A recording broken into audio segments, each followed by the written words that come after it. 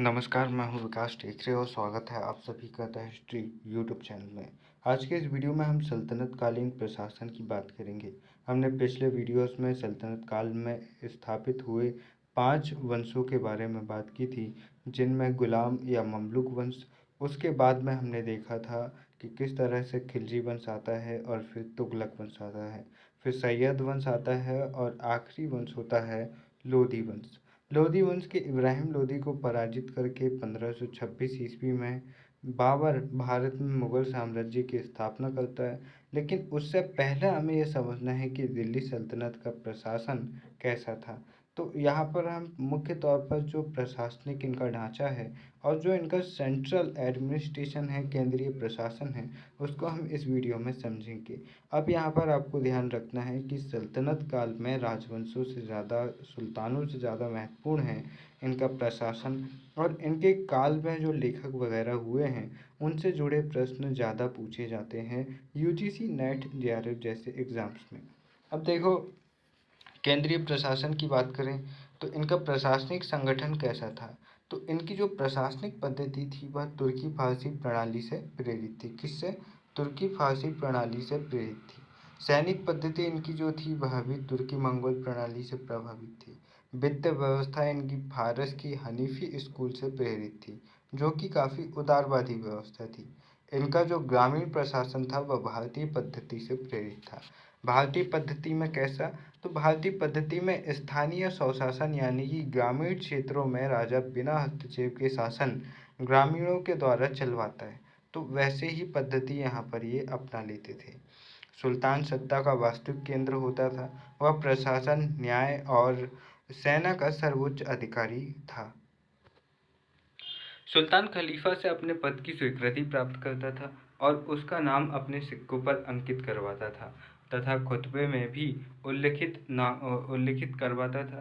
इस रूप में सुल्तान खलीफा के औपचारिक रूप से अधीन था, परंतु वास्तव में वह सर्वोच्च सत्ताधारी एवं प्रभुता संपन्न था। हमने देखा था कि सुल्तान और बादशाह, इन दोनों पदों में क्या अंतर होता है। दिल्ली सल्तनत के शासकों को हम सुल्तान कहते हैं, ना कि बादशाह। इन्हें हम सुल्तान इसलिए कहते हैं क्योंकि ये अपने ऊपर खलीफा को मानते थे और इनडायरेक्टली खलीफा इनको कोई आदेश नहीं देता था या फिर इनके ऊपर कोई दबाव नहीं बनाता था, लेकिन अप्रत्यक्ष रूप से ये अपने से बड़ा मानते थे खलीफा को और खलीफा से खिल्लत प्राप्त करते थे। खिल्लत का मतलब होता था कि ये खलीफा के पास में भेजते थे कि मुझे सुल्तान की उपाधि चाहिए, तो फिर खलीफा इन्हें खिल्लत भेजता था जिसमें वस्त्र वगैरह होते थे और वो एक प्रतीक होते थे कि खलीफा ने इन्हें मान्यता दे दी है। और खलीफा जो होता था वह मुस्लिम जगत का सबसे प्रमुख व्यक्ति होता था, इसलिए ये सोचते थे कि अगर हमने खलीफा से मान्यता प्राप्त कर ली तो मुस्लिम जनता भी हमें स्वीकार कर लेगी। इसलिए इस काल के शासक अपने आप को सुल्तान घोषित करते हैं खलीफा से स्वीकृति प्राप्त करके। हालांकि हम कुतुबुद्दीन ऐबक को देखते हैं कि वह सुल्तान की उपाधि नहीं लेता है, क्योंकि 1206 ईस्वी में जब वह गद्दी पर बैठता है और गुलाम वंश की स्थापना करता है, उस समय पर वह गुलाम था। 1208 ईस्वी में जो मोहम्मद गौरी रहता है उसका भतीजा उसे मुक्त करता है गुलामी से। उसके बावजूद वह सिपह सलार यानी कि गौरी के सेनापति की उपाधि ही लेता है। स्वतंत्र रूप से पहली बार सुल्तान की उपाधि हम देखते हैं कि इल्तुतमिश लेता है। वह 1228-29 में खलीफा से अपने लिए खिल्लत प्राप्त करता है और सुल्तान पद की उपाधि लेता है। उसी के साथ हम देखते हैं कि जो गैसुद्दीन तुगलक है, पहली बार ऐसा कोई सुल्तान हम देखते हैं जो 2 बार अपना राज्याभिषेक करवाता है और 2 बार खलीफा से खिल्लत प्राप्त करता है। और गैसुद्दीन तुगलक यहाँ पर फिरोज शाह तुगलक के बारे में बात करना चाह रहा था। जो फिरोज शाह तुगलक है वो 2 बार राज्याभिषेक करवाता है और 2 बार खलीफा से खिल्लत प्राप्त करता है। साथ ही साथ फिरोज शाह तुगलक, जिसे हम एफएसटी के नाम से जानते हैं और पढ़ रहे थे, फिरोज शाह तुगलक मोहम्मद जो कुतुबुद्दीन ऐबक है उसको छोड़कर जितने भी सुल्तान होते हैं उन सभी के नाम का खुतबा पढ़वाता है, क्योंकि जो कुतुबुद्दीन ऐबक होता है वह सुल्तान की उपाधि नहीं लेता है इसलिए। अब देखो, सुल्तान यहाँ पर खलीफा से अपने पद की प्राप्ति कर रहा है, इसके लिए मुस्लिम जगत की सर्वोच्च शक्ति है खलीफा, और उससे इसीलिए वह अनुमति प्राप्त कर रहा है ताकि मुस्लिम बहुल जनता, अमीर वर्ग जो है और जो उलेमा वर्ग है वह उसका समर्थन करे। अब देखो, सुल्तानों ने स्वयं को खलीफा का सहायक या नायाब भी घोषित किया था, जबकि मुबारक शाह खिलजी जैसे कुछ शासक हमें देखने को मिलते हैं जो खुद को खलीफा घोषित करते हैं। अलाउद्दीन खिलजी तो इनसे कहीं आगे पहुंच जाता है। अलाउद्दीन खिलजी स्वयं को पैगंबर घोषित करता है और अपने 4 चचेरे भाइयों को, शुरुआती 4 खलीफा जो हुए थे वह अबू बकर वगैरह, और बहुत सारे हम 4 खलीफा देखते हैं जो अली हैं पैगंबर साहब के दामाद, जो चौथे खलीफा होते हैं। तो शुरुआती जो 4 खलीफा होते हैं उनके समान अपने 4 भाइयों को बताता है और खुद को पैगंबर साहब के बराबर बताता है।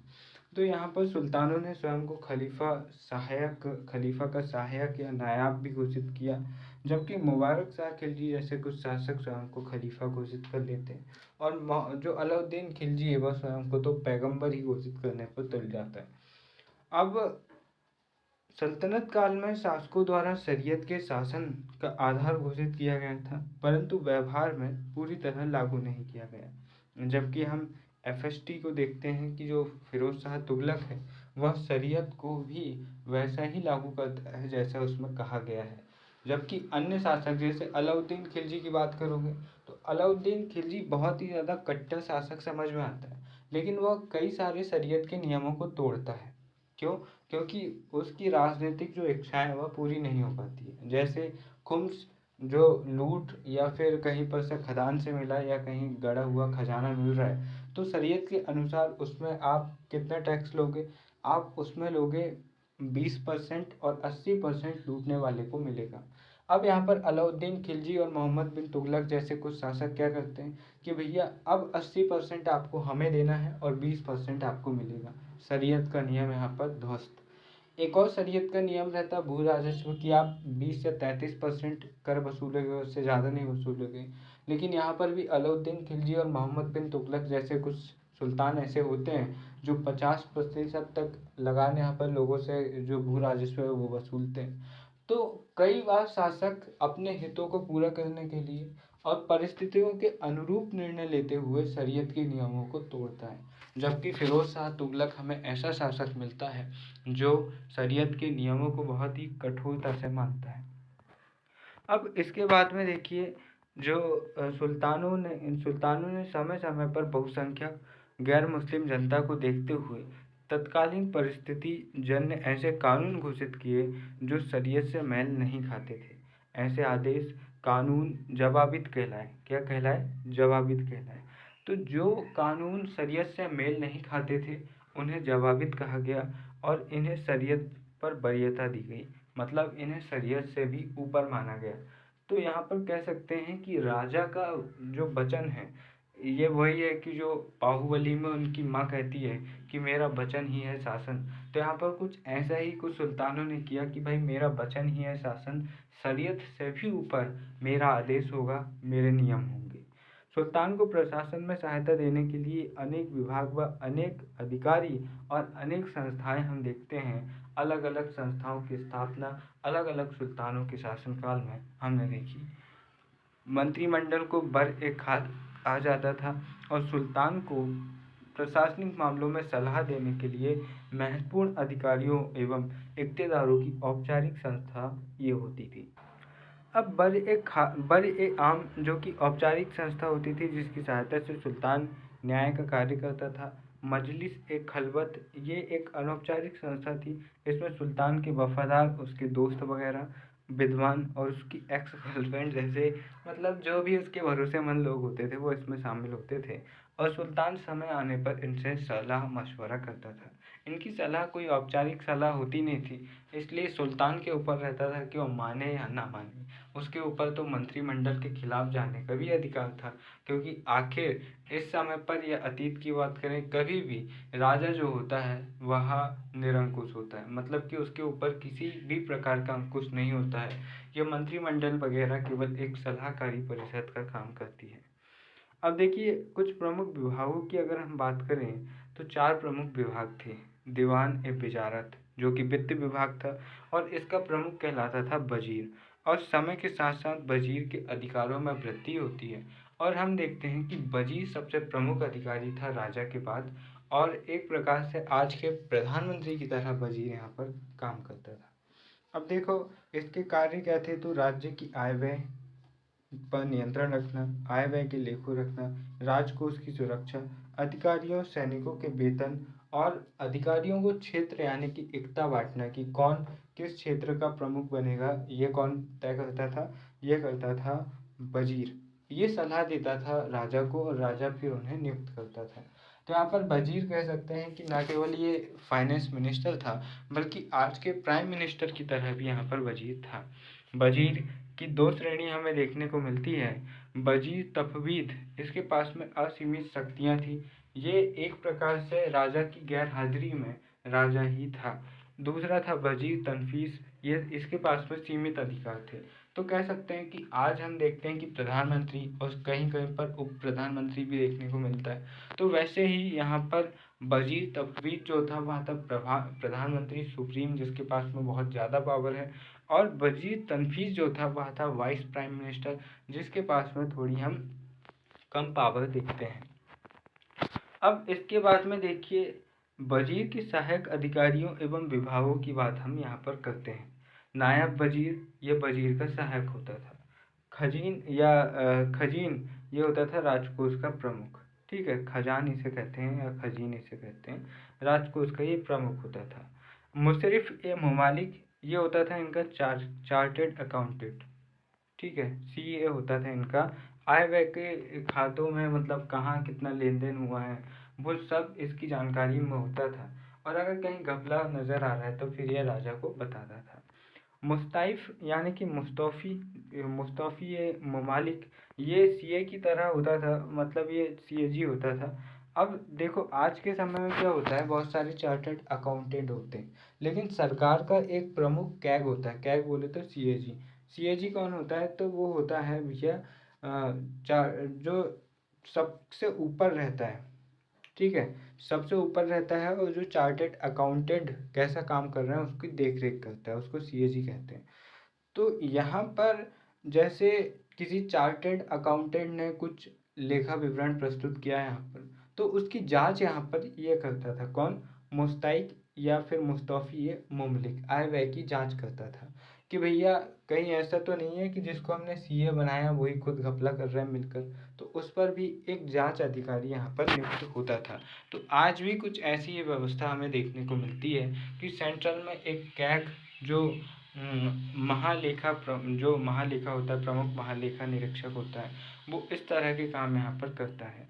अब कुछ विभाग और हम देखें तो दीवान ए अमीर को ही, यह कृषि विभाग था, और मोहम्मद बिन तुगलक ने जब दोआब क्षेत्र में बहुत ज़्यादा अकाल पड़ता है तो उसके बाद यह स्थापित करता है। साथ ही साथ हम देखते हैं कि वह तकावी नाम का ऋण भी यहाँ पर शुरू करवाता है। हालांकि लोग ऋण तो ले लेते हैं लेकिन वापस नहीं करते हैं। फिर दीवान ए रियासत, बाजार नियंत्रण प्रणाली पर निगरानी रखने हेतु अलाउद्दीन खिलजी इस व्यवस्था को शुरू करता है। हालांकि इस व्यवस्था, ये जो बाजार नियंत्रण प्रणाली व्यवस्था होती है, ये अलाउद्दीन खिलजी के साथ ही समाप्त हो जाती है, क्योंकि ये काफ़ी कठोर व्यवस्था थी और खर्चीली व्यवस्था थी, इसलिए आगे के शासक इसे नहीं मानते हैं।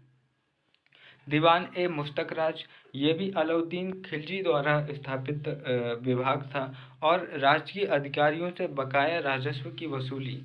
जैसे मैंने आपको बताया था कि वह कहता है भैया जितने अमीर या फिर जितने भी अधिकारी हैं जिनके पास में धन है और उसका उपयोग शासन ने उन्हें दिया है लेकिन वो कर नहीं रहे, और साथ ही साथ बहुत सारी जागीरें भी छीनने के लिए यहाँ पर विभाग बनाता है दीवान ए मुस्तकराज, कि आपके पूर्वज ने शासन की मतलब आपके पूर्वज ने किसी अधिकारी के तौर पर काम किया तो उनको जागीर मिली, लेकिन आपको किस आधार पर जागीर मिल रही भैया, आपने तो कुछ किया ही नहीं है राज्य के लिए। तो ऐसे लोग जो राज्य की सेवा में नहीं है उनसे जागीर छीनना, और बहुत सारे अधिकारी जिन्हें धन दिया गया था जो वापस नहीं कर रहे थे उनसे धन वसूली करना, इन उद्देश्यों के लिए दीवान ए मुस्तकराज नामक एक विभाग बनाया जाता है अलाउद्दीन खिलजी के समय पर। अब दीवान ए वकूफ़, ये जलालुद्दीन खिलजी के समय पर बनता है, और राजकीय व्यय पर नियंत्रण रखने और उसकी जानकारी इकट्ठा करने कि भैया कहाँ व्यय कितना हो रहा है और कहाँ कितना करना चाहिए, ये दीवान ए वकूफ़ तय करता है और जलालुद्दीन खिलजी के समय पर ये बनता है। ठीक है। अब देखो अलग अलग सुल्तानों के वजीर हम यहाँ पर देखते हैं। हम केवल वजीर देखेंगे क्योंकि वजीर बहुत ज़्यादा महत्वपूर्ण होते हैं और वजीर न केवल इनके वित्त अधिकारी होते हैं बल्कि आज के प्रधानमंत्री की तरह उनके पास में असीमित अधिकार होते हैं। तो देखो इल्तुतमिश का जो वजीर था वह था निज़ामुद्दीन जुनैदी। बलबन का वजीर था ख्वाजा हसन बसरी।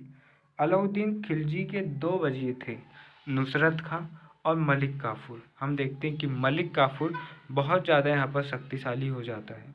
जलालुद्दीन खिलजी का वजीर था ख्वाजा खातिर। मोहम्मद बिन तुगलक का वजीर था ख्वाजा जहाँ और फिरोज शाह तुगलक का जो वजीर था वह था खान जहाँ तेलंगानी। और तेलंगानी की जब मृत्यु होती है तो अष्टकोणीय मकबरा तेलंगानी का फिरोज शाह तुगलक बनवाता है। और तेलंगानी जो होता है वह कैसा रहता है, यह एक ब्राह्मण रहता है तेलंगाना क्षेत्र का, इसलिए इसको तेलंगानी कहते हैं। बाद में यह मुस्लिम धर्म को स्वीकार कर लेता है और फिर फिरोज शाह इसके प्रभाव में आता है और इसे अपना वजीर बनाता है। सिकंदर लोदी का जो प्रधानमंत्री था या वजीर था वह था मियाँ भूआ। और मियाँ भूआ अंतिम लोधी शासक सिकंदर लोदी का भी एक लंबे समय तक प्रधानमंत्री रहता है।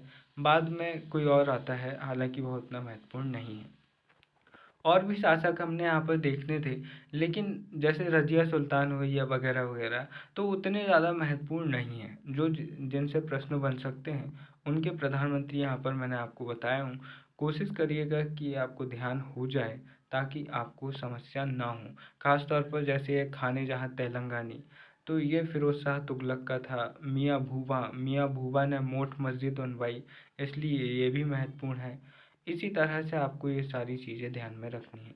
सल्तनत काल में तुगलक काल को वजीरों का स्वर्ण युग कहा गया है क्योंकि हम देखते हैं कि सल्तनत काल में सुल्तान से ज़्यादा काम यहाँ पर कौन करते हैं, वजीर करते हैं। इस काल में विशेषकर फिरोज शाह तुगलक के समय पर वजीर पद की प्रतिष्ठा व शक्ति में सबसे ज़्यादा वृद्धि होती है। फिरोज शाह तुगलक ने प्रशासन में सहायता के लिए वर्तमान वजीर के साथ साथ सल्तनत के भूतपूर्व वजीरों से भी यहाँ पर सहायता ली थी। अब देखिए दीवान ए आरिज सैनिक विभाग है ये। आरिज ए ममालिक भी इसे कहते हैं। इसका काम है सेना की भर्ती करना, सेना में नए युवकों की भर्ती करना, प्रशिक्षण देना। सेना को अगर किसी चीज़ की ज़रूरत है, हथियार, गोला बारूद, रसद आदि, तो वो मुहैया कराना, हथियार, घोड़े, उपकरण आदि उन्हें देना, दाग एवं हुलिया प्रथा लागू करना। हम देखते हैं कि पहली बार दिल्ली सल्तनत में दाग और हुलिया प्रथा कौन लागू कर रहा है, तो अलाउद्दीन खिलजी लागू कर रहा है।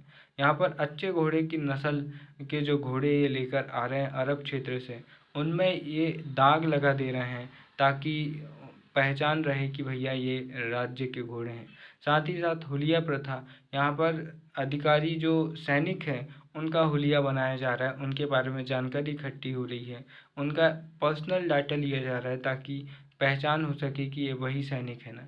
क्योंकि इससे पहले क्या होता था कि सैनिक अपने नाम पर किसी और से सैन्यगिरी करवाते थे और ऐसे बहुत सारे लोग थे और फिर ऐसे में आक्रमण जब करने जाते थे तो इनकी सेना कमज़ोर पड़ जाती थी क्योंकि प्रशिक्षित सैनिक तो घर में बैठ के रोटी खा रहे हैं और उनके जो नौकर थे वो यहाँ पर उनकी जगह पर काम कर रहे हैं। इसलिए यहाँ पर हुलिया प्रथा अलाउद्दीन खिलजी शुरू करवाता है जो बनी रहती है। अब देखिए यहाँ पर सेना को रसद ये हमने देखा। बलबन द्वारा दीवान ए आरिज विभाग की स्थापना की जाती है। वह इमाद और मुल्क को पहला दीवान ए आरिज बनाया जाता है। क्या बनाया जाता है, आरिज ए ममालिक, जो कि दीवान ए आरिज का प्रमुख होता है। बलबन से पहले इल्तुतमिश के समय रवात ए आरिज नामक एक अस्थायी सैन्य विभाग था और हम देखते हैं कि पहली बार यहाँ पर जो बलबन है वह सैन्य विभाग की स्थापना कर रहा है। और उससे पहले इल्तुतमिश के समय पर भी सैन्य विभाग था लेकिन वह अस्थायी था।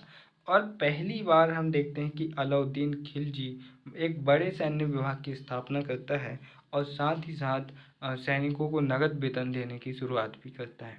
अलाउद्दीन खिलजी से पहले क्या होता था कि जो सुल्तान होते थे वह अपने इक़्तेदारों यानी कि अपने सामंतों की सेना पर निर्भर होते थे, और कहीं आक्रमण होते था तो वे अपने इन्हीं सामंतों से मदद मांगते थे। अगर इन्होंने समय पर मदद पहुंचा दी तो ठीक है, अगर इन्होंने समय का फ़ायदा उठाकर सबने मिलकर विद्रोह कर दिया तो सुल्तान सत्ता खो देता था।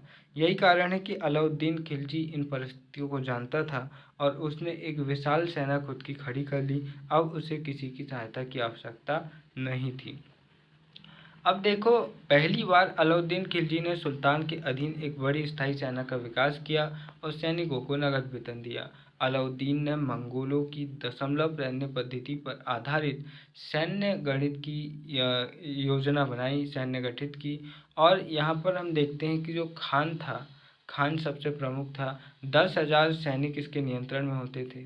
फिर इसके अंदर, खान के अंदर कितने मलिक होते थे, तो 10 मलिक होते थे, और एक मलिक में क्या होता था, 1,000 सैनिक उसके अधीन होते थे। इसी तरह एक मलिक के अधीन 10 अमीर होते थे, और 10 अमीर के अधीन 100-100 सैनिक होते थे, और 100 जो सैनिक हैं वह बटे होते थे 10-10 सैनिकों की टुकड़ी में, और इनके प्रमुख होते थे सिपह सलार। तो 10 सिपह सलार अमीर के अधीन होते थे और एक सिपह सलार के अधीन 10 सैनिक होते थे। इसी व्यवस्था को क्या कहा गया है, तो इसी व्यवस्था को दशमलव पद्धति कहा गया है, क्योंकि लास्ट में हम देख रहे हैं कि 0 आ रहा है। तो 10 सैनिकों का हेड होता था सिपह सलार, और 10 सिपह सलारों यानी कि 100 सैनिकों का प्रमुख होता था अमीर, और 1,000 सैनिक या फिर 10 अमीरों का प्रमुख होता था मलिक, और 1,000 सैनिक या फिर 10 अमीरों का प्रमुख होता था मलिक, और उसी तरह से 1,000 सैनिक या 10 मलिकों का जो प्रमुख होता था वो होता था खान, और खान से आगे फिर इनका सेनापति होता था, और फिर होता था राजा। अब देखो, अलाउद्दीन खिलजी ने पहली बार सैन्य भ्रष्टाचार को रोकने के लिए दाग और हुलिया प्रथा लागू करता है। उसकी बाजार नियंत्रण व्यवस्था भी इसीलिए थी क्योंकि उसके पास में सल्तनत काल की सबसे बड़ी सेना थी, तो सेना का खर्च बढ़ गया था, इसलिए वह बाजार सुधार करवाता है, और ये सुधार वह दिल्ली और उसके आसपास के क्षेत्रों में ही करवाता है, ना कि संपूर्ण साम्राज्य में। और सबसे महत्वपूर्ण इसको जो लाभ पहुंचाना था वह था अमीर वर्गों और सैनिकों को इसका लाभ पहुंचाना था, और ऐसा होता भी है, और फिर सैनिक उसके समय पर कम विद्रोह करते हैं। अब देखिए, सेना के प्रकारों की अगर हम बात करें तो सेना 2 प्रकार की होती थी, यह हमने देखा। एक होती थी इक़्तेदार, इक़्तेदार बोले तो सामंत आप उन्हें कह सकते हैं, उनकी सेना होती थी, और दूसरी जो सेना होती थी वह थी सुल्तानों की सेना, जिसे हस्म ए कल्ब या काम ए सुल्तानी कहते। अब यहाँ पर हम देखते हैं कि अलाउद्दीन खिलजी से पहले और बाद में भी कई सुल्तान ऐसे रहे जो अपने सामंतों यानी कि अपने इक़्तेदारों की सेना पर निर्भर होते थे। अब यहाँ पर ऐसा हुआ कि अलाउद्दीन खिलजी अपनी खुद की सेना, एक बड़ी व्यापक सेना खड़ी कर देता है, और अगर किसी सामंत या फिर किसी इक़्तेदार पर उसे आक्रमण करना है तो वह उस पर आसानी से आक्रमण कर देता है। अब यहाँ पर 2 चीज़ें समझना, सामंत और इक़्तेदार। मैं यहाँ पर इक़्तेदारों को सामंत कह रहा हूँ, लेकिन यहाँ पर ये ध्यान रखना कि इन इक़्तेदारों का पद वंशानुगत नहीं था। सुल्तान जब चाहे इन्हें हटाकर दूसरे क्षेत्र में ट्रांसफ़र कर सकता था, जबकि सामंती व्यवस्था हम कई मामलों में देखते हैं कि वह वंशानुगत थी। तो आपको जल्दी से समझ में आए, इसीलिए मैं इक़्तेदारों के लिए सामंत शब्द का इस्तेमाल कर रहा हूँ, लेकिन ये ध्यान रखना कि ये इक़्तेदार आज के राज्यपालों की तरह होते थे कि केंद्र सरकार जब तक चाहे किसी राज्य का राज्यपाल किसी व्यक्ति को बना सकती है और फिर उसे हटा सकती है। तो ऐसे ही इक़्तेदारों का सिस्टम था। अब देखो, सेना के अंग की बात करें तो इनके कुछ अंग हमें देखने को मिलते हैं, 4 अंग, जिसमें पहला था पैदल सेना, जो कि सबसे ज़्यादा संख्या में थी। घुड़सवार सेना जो सबसे महत्वपूर्ण थी। हाथी सेना भी यहाँ पर एक प्रमुख सेना थी, और इसका प्रमुख था सेना ए पील। कौन था? पील। और चौथी सेना थी वह थी रसद सेना, युद्ध में हथियार वगैरह, खाने की चीज़ वगैरह सप्लाई करने का काम इसका था। अब ये ध्यान रखना कि सल्तनत काल में हम देखते हैं कि इनका संपर्क समुद्र से नहीं था। हालांकि हम गुजरात विजय देखते हैं अलाउद्दीन खिलजी की, और यहाँ पर बंदरगाहों से संपर्क हो जाता है, व्यापार करते हैं, लेकिन इसके बावजूद इनकी नौसेना नहीं थी, क्योंकि ये इधर ही उत्तर भारत और दक्षिण भारत को जीतने में ही लगे रहे, और कभी भारत से बाहर दक्षिण समुद्र पार विजय करने का इनका कोई उद्देश्य नहीं रहा। अब हथियारों की बात करें, कुछ प्रमुख हथियार यहाँ पर देखिए। कुछ कंजीर, फलक खून, सबत, गरगच, चर्क, मंजनिक आदि जैसे प्रमुख हथियार हमें यहाँ पर देखने को मिल रहे हैं। अब कुछ क्वेश्चन आपको यहाँ पर समझने हैं कि किस तरह से क्वेश्चन आते, तो यहाँ पे देखो, युद्ध में सेना का नेतृत्व करने का अधिकार किसके पास था। अब देखो, युद्ध में सेना का अधिकार, सेना का नेतृत्व करने का अधिकार हमेशा से ही, चाहे वह प्राचीन काल हो, चाहे मध्यकाल हो, चाहे आप आधुनिक काल में भी आप देखो कि सेना का चीफ कमांडर कौन होता है, वो होता है राष्ट्रपति। तो यहाँ पर कौन होता था, सुल्तान होता था, राजा होता था। अब सल्तनत काल में सेना का प्रमुख होता था। अब नेतृत्व करने का अधिकार और सेना का प्रमुख, ये दोनों ही चीज़ ध्यान रखना कि दोनों ही कौन होता था, सुल्तान। लेकिन सुल्तान अपनी अनुपस्थिति में या फिर अपने स्थान पर अक्सर अपने अधिकारियों को भेजता था। जैसे अलाउद्दीन खिलजी ने दक्षिण अभियान में अपने भरोसेमंद अधिकारी मलिक काफूर को भेजा, क्योंकि ये एक साथ कई जगह युद्ध नहीं लड़ सकते थे, और छोटे मोटे युद्ध या फिर पहले ये सोचते थे कि पहले सेनापति को ही भेजा जाए। तो यहाँ पर दो चीज़ें ध्यान रखना कि सेना का नेतृत्व करता कौन था, करने का अधिकार किसके पास था, और सेना का प्रमुख कौन होता था, ये होता था सुल्तान। और चूंकि इसके पास में नेतृत्व करने का अधिकार था, सेना का प्रमुख था, इसलिए ये अपने प्रतिनिधि के तौर पर अक्सर अपने अधिकारियों को भेजता था। ठीक है। अब इसके बाद में देखिए, युद्ध में नेतृत्व करने का अधिकार सुल्तान का होता था। सुल्तान की अनुपस्थिति में युद्ध का नेतृत्व वह करता था जिसे सुल्तान आदेश देता था। अब दीवान इंसा, जो कि पत्राचार एवं सूचना विभाग है, यहाँ का प्रमुख होता था दबीर ए ममालिक। इसके कुछ कार्य थे, जैसे सुल्तान के आदेशों को लिपिबद्ध करना, सुल्तान के आदेशों को इक़्तिदारों, अधिकारियों, जनता तक पहुँचाना, सुल्तान का विभिन्न सूचनाएं कैसे पहुँचे सुल्तान तक ये देखना। इसी विभाग के अधीन दीवान ए वरीद, जो कि हम देखते हैं कि बलबन द्वारा स्थापित किया गया दीवान ए वरीद, जो कि गुप्तचर विभाग था, यह भी इसी विभाग के अंतर्गत आता था। किसके अंतर्गत, दीवान ए इंसा विभाग के अंतर्गत। अब देखो, दीवान ए बरीद, ये यहाँ पर एक राजकीय गुप्तचर यहाँ पर होते थे, और बलबन द्वारा ये स्थापित किए गए थे। इसी विभाग के अधीन मुनिया नाम के प्राइवेट जासूस भी हमें देखने को मिलते हैं। तो बरीद जो थे वह थे राजकीय गुप्तचर, सरकारी गुप्तचर, और जो मुनिया थे वो थे व्यक्तिगत यानी कि प्राइवेट गुप्तचर, आप उन्हें कह सकते हैं। अब देखो, दीवान ए बरीद का प्रमुख होता था बरीद ए ममालिक। तो ये आसान है, इसको ध्यान रखना, बरीद ए ममालिक बरीद विभाग का प्रमुख होता था। दीवान ए रिसालत धार्मिक विभाग था, और सद्र उस सुदूर, जो व्यक्ति काजी के पद पर होता था वह इस पद पर भी होता था। ठीक है, तो वह इसका प्रमुख होता था। अब इतिहासकार हबीबुल्ला और कुरैशी के अनुसार दीवान ए रिसालत यानी कि धार्मिक विभाग एक विदेशी विभाग था। मतलब ये फॉरेन मिनिस्ट्री थी इनकी, ना कि धार्मिक मिनिस्ट्री, ऐसा ये दोनों कहते हैं। हालांकि ज़्यादातर विद्वान इनसे सहमत नहीं हैं, और दीवान ए रिसालत को धार्मिक विभाग ही मानते हैं, ये आपको ध्यान रखना है। अब देखो, रिसालत शब्द रसूल से बना है और इसका संबंध धर्म से है, यानी यह धार्मिक विभाग था। बहुमान्य इतिहासकार ऐसा मानते हैं। अब इसके कुछ काम हम यहाँ पर देखते हैं। सुल्तान को धार्मिक मामलों में सलाह देना इसका काम था। शरीयत कानून की पालना करवाना इसका काम था। धार्मिक अनुदान में मिल्क, बफ, इरादरार और वजीफ़ा प्रदान करना भी इसका काम यहाँ पर था। तो ये एक महत्वपूर्ण पद पर बैठा हुआ व्यक्ति था, यहाँ पर आपको ये ध्यान रखना है। अब इसके बाद हम कुछ और बिंदुओं को देखें, तो यहाँ पर ये ध्यान रखिएगा कि दीवान एक कजा न्याय विभाग था, और इसका प्रमुख था काजी उल कुजात। कौन था, काजी उल कुजात, और ये सीजे था यानी कि चीफ जस्टिस था।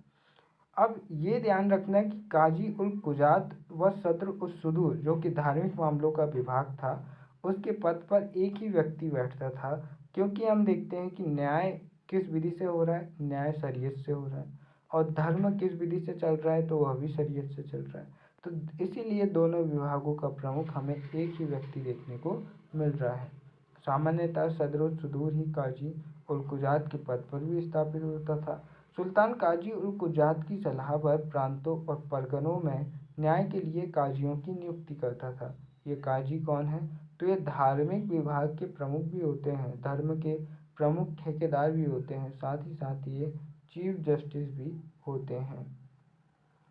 अब देखो यहाँ पर न्याय विभाग के अधीन मोहतसिब होता था, जो शरीयत कानूनों की पालना करवाता था।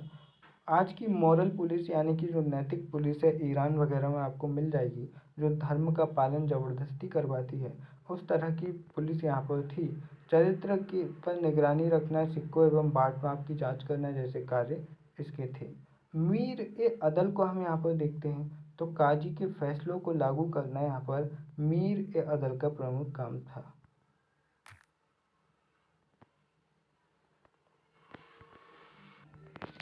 मीर ए अदल यहाँ पर काजी के फैसलों को लागू करता था। काजी सज़ा सुनाता था और उस सज़ा को किस तरह से क्रियान्वित करना है, वो काम यहाँ पर मीर ए अदल करता था। तो कह सकते हैं कि काजी यहाँ पर न्यायिक व्यवस्था थी और मीर ए अदल यहाँ पर पुलिस व्यवस्था थी, जो कि सबूत देते थे, दोषी सिद्ध करवाते थे और उसके बाद की प्रक्रिया का पालन यहाँ पर करते थे। अब अन्य विभाग एवं अन्य अधिकारी अगर हम देखें तो वकील ए दल सुल्तान और शाही परिवार के दैनिक आवश्यकताओं की पूर्ति करना, राजमहल की सुरक्षा करना इनके प्रमुख कार्य थे। सर ए जानदार, जानदार कौन होते थे? अंगरक्षक। अब देखो कोई भी अंगरक्षक उसे ही बनाना चाहेगा जो जानदार हो, काफ़ी मजबूत हो, हट्टा कट्टा हो। तो यहाँ पर जो जानदार होते थे वो होते थे बॉडीगार्ड, अंगरक्षक होते थे सुल्तान के जानदार। हम चंद्रगुप्त मौर्य के समय पर देखते हैं कि भाई साहब वो तो महिलाओं को भी अपनी सिक्योरिटी में रखते थे। बिस कन्या का कॉन्सेप्ट हम देखते हैं।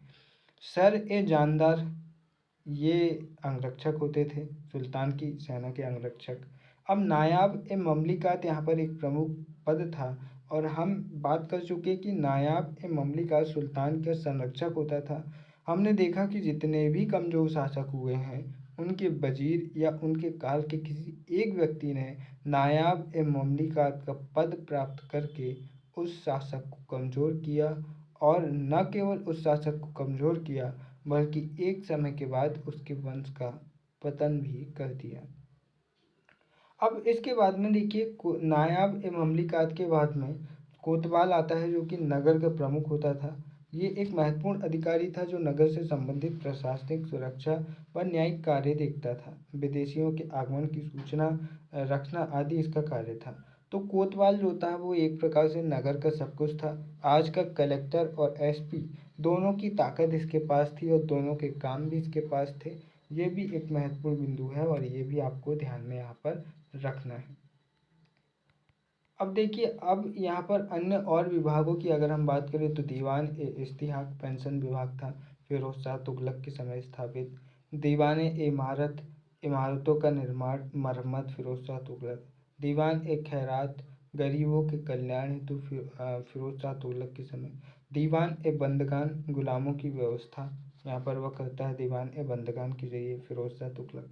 हम फिरोज शाह तुगलक के समय पर देखते हैं कि रोजगार के लिए भी विभाग होता है, और हम ये देखते हैं कि जो मुस्लिम लड़कियां होती है उनकी शादी के लिए भी यहाँ पर एक विभाग होता है ताकि उनको आर्थिक ऋण दिया जाए। तो यहाँ पर फिरोज शाह तुगलक के समय पर हमें कई सुधार देखने को मिलते हैं, लेकिन हम पहले भी बता चुके हैं कि ये कई सारे सुधार एक धर्म विशेष को लेकर, खुश करने को लेकर होते हैं, क्योंकि फिरोज शाह तुगलक जो रहता है, हम देखते हैं कि वह अपने बड़े भाई जो मोहम्मद बिन तुगलक रहता है उसके स्थान पर सुल्तान बनता है। तो जो उलेमा वर्ग रहता है या जो मुस्लिम वर्ग रहता है, ऊपर से ये जो फिरोज शाह तुगलक रहता है, ये एक हिंदू महिला से उत्पन्न संतान होती है, इसलिए अपने आप को एक अच्छा मुस्लिम साबित करने के चक्कर में ये कई सारी ऐसी हरकतें करता है और जो मुस्लिम जनता रहती है उनको खुश करने के लिए कई सारे प्रयास यहाँ पर ये करता है। तो मुझे उम्मीद है कि आपको ये वीडियो पसंद आया होगा और आपने ये काफ़ी ज़्यादा इस वीडियो को समझने का प्रयास किया होगा। नोट्स आपको टेलीग्राम चैनल पर मिल जाएंगे, जिनकी लिंक आपको डिस्क्रिप्शन बॉक्स में मिलेंगी। दोस्तों, वीडियो के अंत में एडल्स हक्सले जो कि ब्रिटिश कवि है, उनकी एक बात याद आती है। वो ये है कि आपके साथ क्या हुआ यह अनुभव नहीं है, आपके साथ जो हुआ उसके साथ आपने क्या किया यह अनुभव है। आपने अपनी गलतियों से सीखा या फिर आपने गलती समझकर उन्हें नज़रअंदाज कर दिया और फिर एक नई गलती करने के लिए तैयार हो गए, यह आपके ऊपर निर्भर करता है। एग्ज़ाम की अगर आप तैयारी कर रहे हैं तो अच्छे से तैयारी कर लो, क्योंकि अगर अभी आप अपनी जो यूथ लाइफ है, अभी जो आप स्टूडेंट लाइफ जी रहे हो, अभी जो आपको कर्म करना है, अगर आप अभी नहीं कर पाए तो बाद में आपको पछतावा के अलावा कुछ नहीं मिलेगा। इसीलिए थोड़ी सी मेहनत करनी पड़ेगी, थोड़े से कॉम्प्रोमाइज़ेस करने पड़ेंगे, तब आपको सफलता मिलेगी। आप सोचो कि आपको सब कुछ मिले और उसके बाद आप सफलता पा लें, तो ये थोड़ा मुश्किल होता है। आपको कुछ पाने के लिए कुछ खोना पड़ता है, ये कहावत तो है ही। तो अपनी थोड़ी सी नींद, अपना थोड़ा सा सोशल मीडिया पर देने वाला समय, अपनी थोड़ी सी फालतू सी जो आप टाइम स्पेंड करते हो, वो आपको कम करना पड़ेगा, तब जाकर आप सक्सेसफुल बनोगे। फिर मिलते हैं अपने किसी और वीडियो में, तब तक के लिए नमस्कार, जय हिंद।